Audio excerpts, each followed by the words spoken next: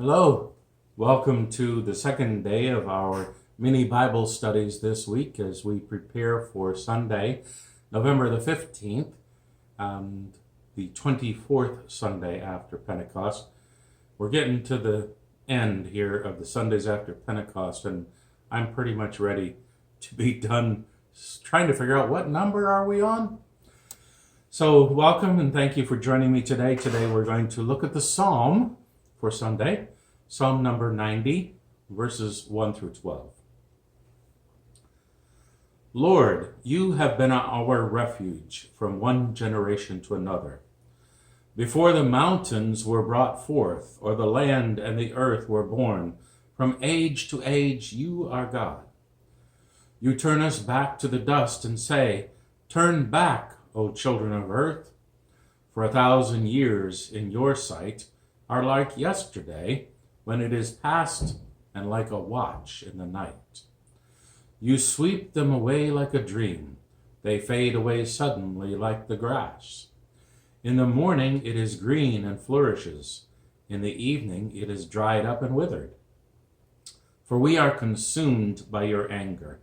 We are afraid because of your wrath. Our iniquities you have set before you, and our secret sins in the light of your countenance.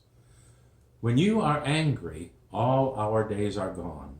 We bring our years to an end like a sigh. The span of our life is 70 years, perhaps in strength even 80. Yet the sum of them is but labor and sorrow, for they pass away quickly and we are gone. Who regards the power of your wrath? Who rightly fears your indignation? So teach us to number our days, that we may apply our hearts to wisdom.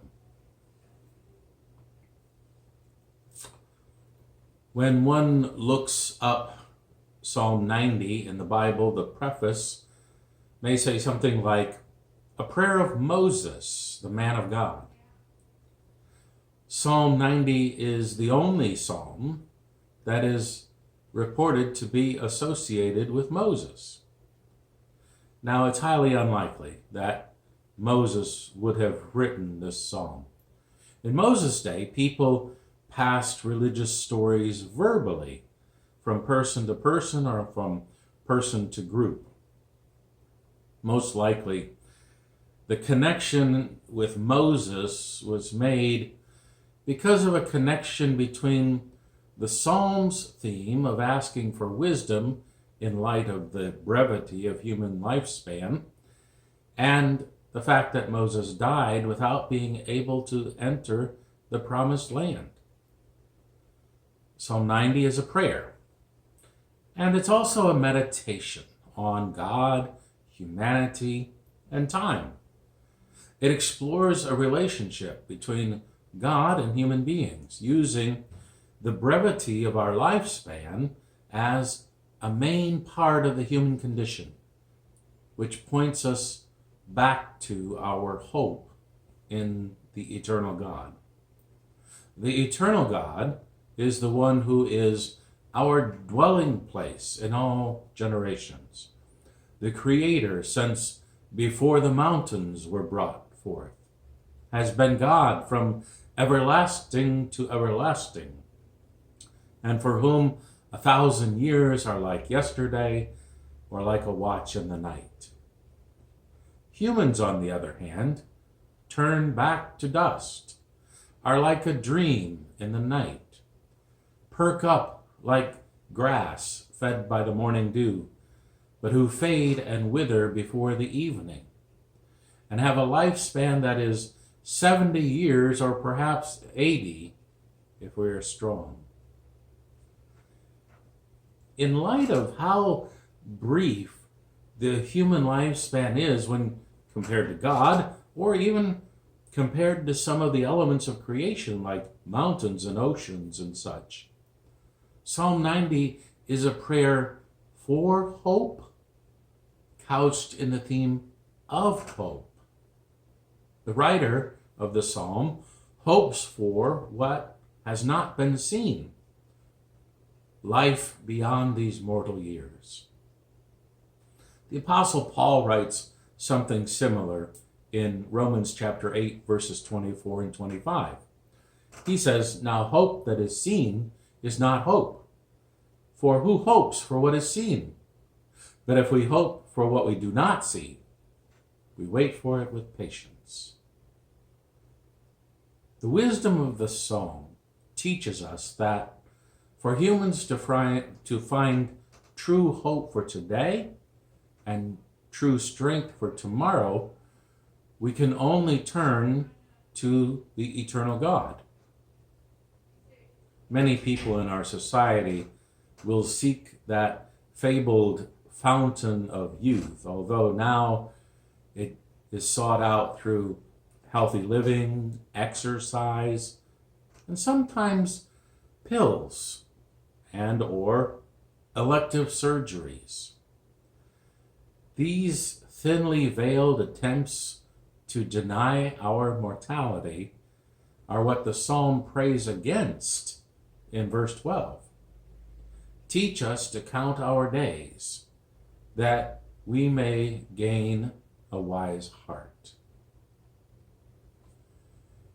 Wise hearts turn away from self-deception and self-justification and turn back to the eternal God. Psalm 90 sounds like the writer of Ecclesiastes, who claims that all life is vanity.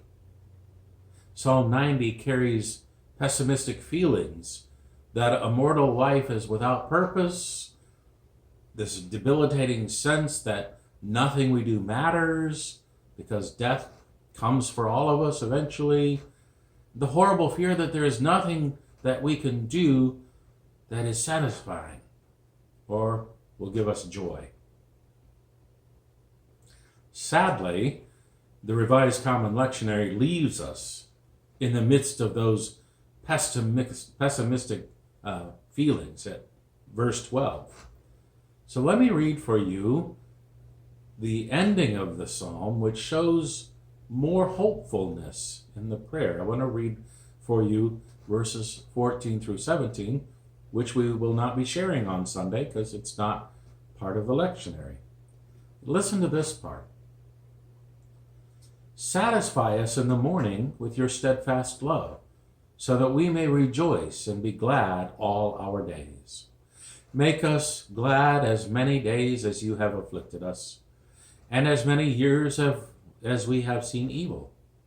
Let your work be manifest to your servants, and your glorious power to their children.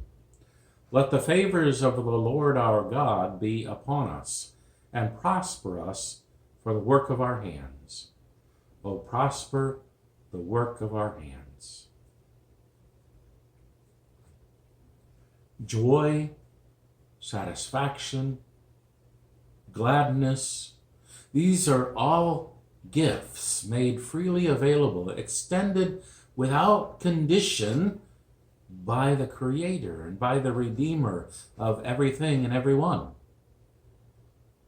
This psalm, with that double repeating of the closing plea to prosper us for the work of our hands, oh, prosper the work of our hands, is not just a plea, but when it doubles up like that, it's also symbolic of a promise that we count on.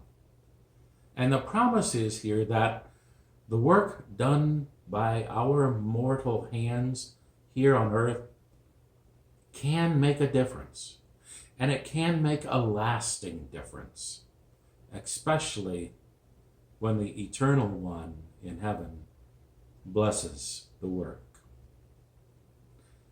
Thank you for joining me today as we prepare for the 24th Sunday after the Pentecost, November 15th, 2020. I hope you have a great day. Take care. God bless.